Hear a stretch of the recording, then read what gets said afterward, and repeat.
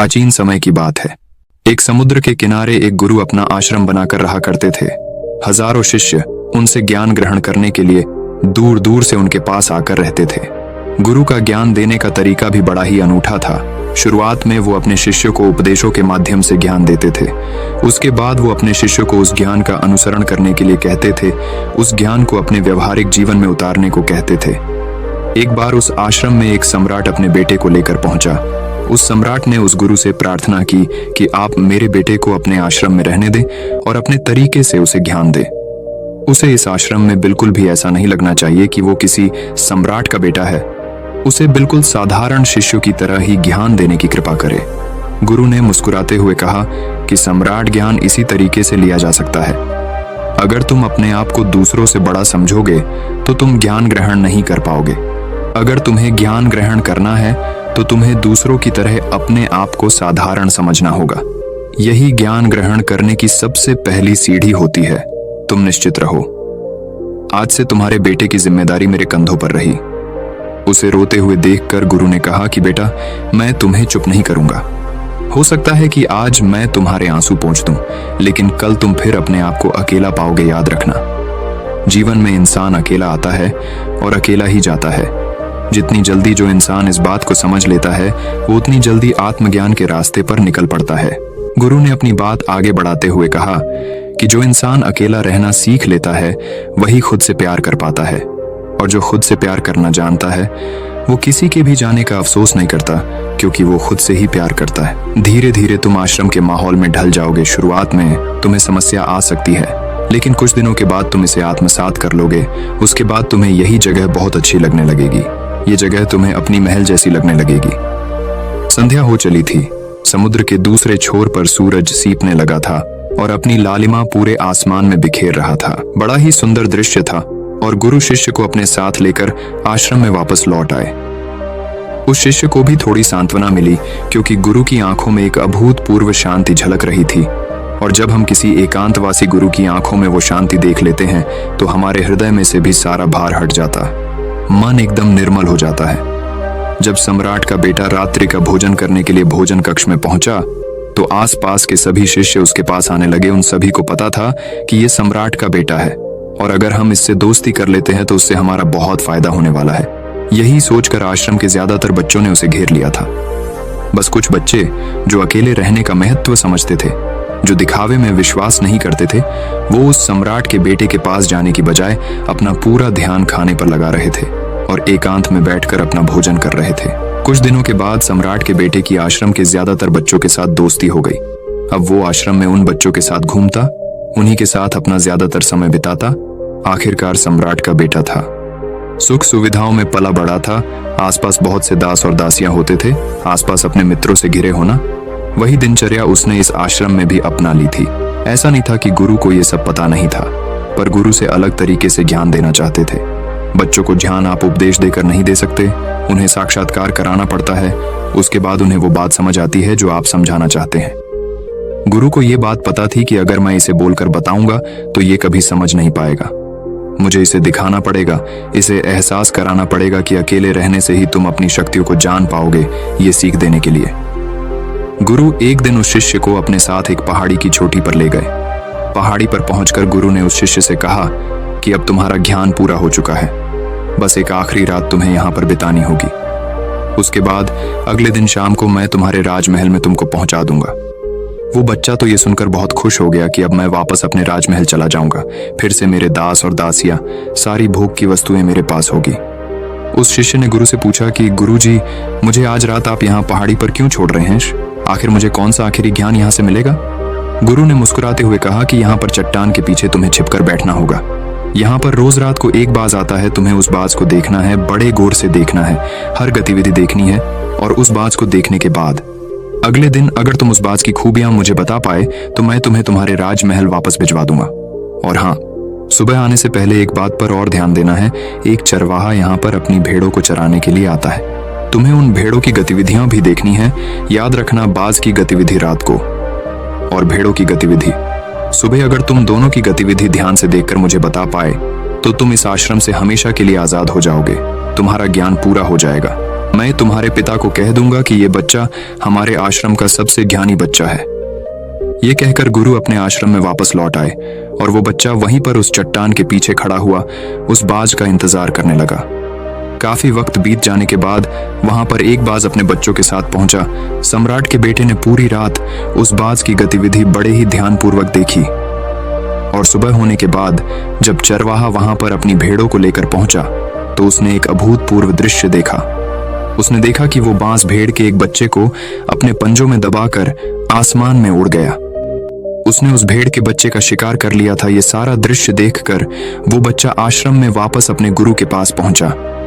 इससे पहले कि गुरु उससे से कुछ पूछते, उसने गुरु को प्रणाम करते हुए कहा कि गुरुदेव, आप आश्रम के सभी बच्चों को यहाँ पर बुला लीजिए। मैं सब लोगों को बताना चाहता हूँ कि मैंने क्या देखा। जब आश्रम के सभी बच्चे वहां पर पहुंच गए तो उस सम्राट के बेटे ने कहना शुरू किया कि मैंने अपने जीवन में बहुत से पक्षियों को देखा है, लेकिन बाज उन सभी पक्षियों में से सबसे अद्भुत और सबसे अलग होता है। उदाहरण के लिए एक तोता हम सभी ने देखा है। तोता बोलता तो बहुत है लेकिन कभी ऊंचा नहीं उड़ पाता, लेकिन एक बाज जो कि हर समय शांत रहता है, वो आकाश को भी छू सकता है। उसमें आकाश को भी छू लेने का सामर्थ्य होता है। जब भी एक बाज अपने शिकार को निश्चित कर लेता है तो वो उसी शिकार पर अपनी नजरें गड़ाए रहता है, चाहे वो कितनी भी ऊंचाई पर क्यों ना हो, चाहे कितना भी बड़ा तूफान क्यों ना जाए, लेकिन उसकी नजर हमेशा अपने लक्ष्य पर स्थिर रहती है। आज सुबह जिस बाज को मैंने देखा, उसने हर भेड़ को अपना शिकार नहीं बनाया, बल्कि उस भेड़ों के झुंड में से उसने उस भेड़ के मेमने को अपना शिकार बनाया। उस बाज की तरह हमें भी अपना ध्यान अपने एक ही लक्ष्य पर स्थिर रखना चाहिए, चाहे कितने भी अड़चने क्यों ना आए। हमें अपना लक्ष्य स्पष्ट दिखाई देना चाहिए। 10-20 अलग अलग लक्ष्यों में अपनी ऊर्जा बर्बाद करने की बजाय हमें किसी एक लक्ष्य पर पूरी एकाग्रता के साथ ध्यान देना चाहिए।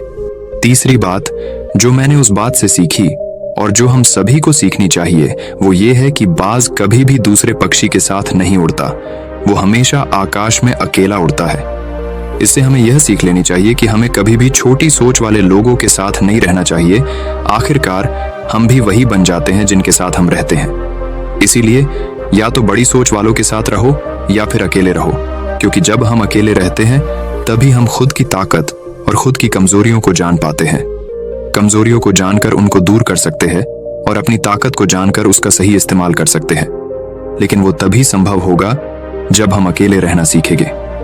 चौथी सीख जो हमें एक बाज से लेनी चाहिए कि एक बाज हमेशा अपनी सीमाओं से ऊपर उठकर उड़ता है।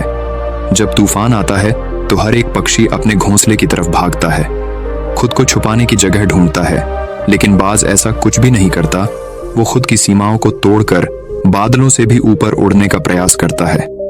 हवाएं उसे थपेड़े मारती हैं, पंख उसके बाहरी हो जाते हैं, पानी और धूल की वजह से उसे कुछ दिखाई नहीं देता, लेकिन वो फिर भी आसमान की तरफ उड़ता रहता है और अंततः बादलों से भी ऊपर निकल जाता है और वहां तब तक उड़ता रहता है जब तक मौसम ठीक नहीं हो जाता।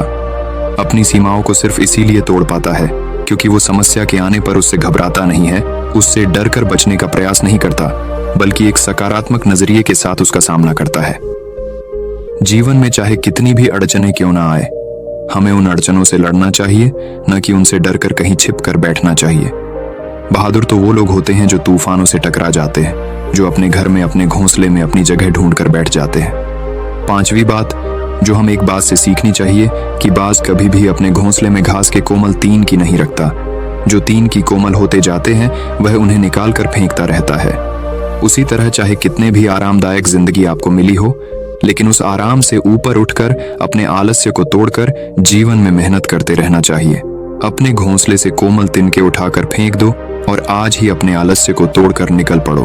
हर दिन अपने आप को चुनौतियां दो, हर दिन मुश्किलों से लड़ो, क्योंकि वो ही मुश्किलें तुम्हें मजबूत बनाएगी। जंगल के राजा शेर को भी झुंड बनाकर शिकार करते हुए देखा जा सकता है, लेकिन बाज हमेशा अकेला शिकार करता है, क्योंकि वो जानता है कि भीड़ हौसला तो देती है मगर साहस सीन लेती है।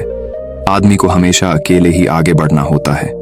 यही कारण होता है कि वो जल, थल और नभ सभी जगहों पर अपने शिकार का परचम लहरा सकता है। बाज की उम्र लगभग 70 साल की होती है, लेकिन 40 साल में ही उसका शरीर बूढ़ा हो जाता है।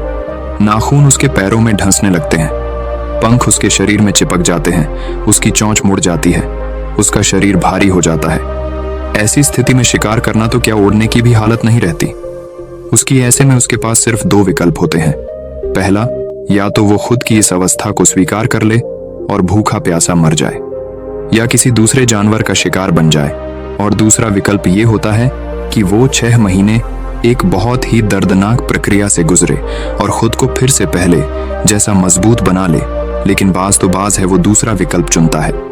इसके लिए वो खुद को एक बहुत ही ऊंचे पहाड़ पर ले जाता है, जहां वो पहले अपनी चोंच से अपने सारे पंख खींच खींच कर उखाड़ देता है और फिर चट्टान पर पैर मार मार कर अपने पंजे तोड़ देता है। उसके बाद उसी चट्टान पर अपनी चोंच को पटक पटक कर तोड़ देता है और इस लहूलुहान अवस्था में खुद को दूसरे जानवरों से छुपाता फिरता है। अगले 6 महीने तक वो इसी दर्दनाक प्रक्रिया से गुजरता है और इंतजार करता है नई सोच, नई पंख और नए पंजों का। तब फिर वो अपनी नई जिंदगी शुरू करता है और निकल पड़ता है अपने शिकार पर और अगले 30 सालों तक ऐसे राज करता है। इसीलिए समय आने पर हमें भी अपनी पुरानी आदतों को छोड़ना पड़ता है और कुछ नया सीखना पड़ता है। समय के साथ बदलना पड़ता है, अपने आप को तैयार करना पड़ता है, वरना हमारा भी शिकार हो सकता है, हम भी पीछे रह सकते हैं। इसके बाद सम्राट के बेटे ने भेड़ों की विशेषता बताते हुए कहा कि भेड़ हमेशा झुंड में चलती है। उन्हें झुंड में एक साथ चलने से हिम्मत मिलती है, लेकिन जैसे ही उन पर शिकार होता है वैसे ही वो भेड़ तितर बितर हो जाती है और उस पूरी भीड़ में से एक भी भेड़ अपने साथी की मदद करने के लिए वापस नहीं लौटती। इससे हमें ये सीख मिलती है कि हमारे साथ कितने भी लोग खड़े हो, किसी पर भी यकीन नहीं करना। यकीन करना तो खुद पर करना, क्योंकि पूरा समय आने पर वो भीड़ कब देखकर भीतर हो जाएगी आपको पता ही नहीं चलेगा। गुरु को प्रणाम करते हुए सम्राट के बेटे ने अपने गुरु से कहा कि गुरुदेव, अगर मुझसे कोई सीख रह गई हो तो कृपा करके आप बताने की कृपा करें। गुरु ने सभी बच्चों को संबोधित करते हुए कहा कि ये सभी बातें जो अभी इस बच्चे ने बताई है सब सही है, लेकिन ये सारी खूबियां आप लोगों में तभी पैदा हो पाएगी जब आप अकेले रहने का अभ्यास करेंगे। आपने देखा होगा कि बाज कभी भी किसी दूसरे पक्षी के साथ नहीं रहता, ना ही किसी के साथ अपनी जोड़ी बनाता। वो आसमान में अकेला उड़ता है और अकेला उड़ने की वजह से वो अपनी ताकत और अपनी कमजोरियों को जान पाता है। इसके बाद गुरु ने अपनी बात खत्म करते हुए कहा कि मैं आज रात इस सम्राट के बेटे को इसके राजमहल में छोड़ने के लिए जा रहा हूं, क्योंकि इसकी सीख यहां पर पूरी हो गई है। और ये कहकर गुरु उस सम्राट के बेटे का हाथ पकड़कर राजमहल की तरह रवाना हो गए और बाकी के सभी बच्चे उन्हें पीछे से जाते हुए देखते रहे। तो दोस्तों, कैसी लगी है कहानी आपको कमेंट सेक्शन में जरूर बताना, और अच्छी लगी हो तो इस चैनल को सब्सक्राइब करके नोटिफिकेशन को जरूर प्रेस कर देना। तो मिलते हैं अगली कहानी में, तब तक के लिए अपना ख्याल रखिए। धन्यवाद।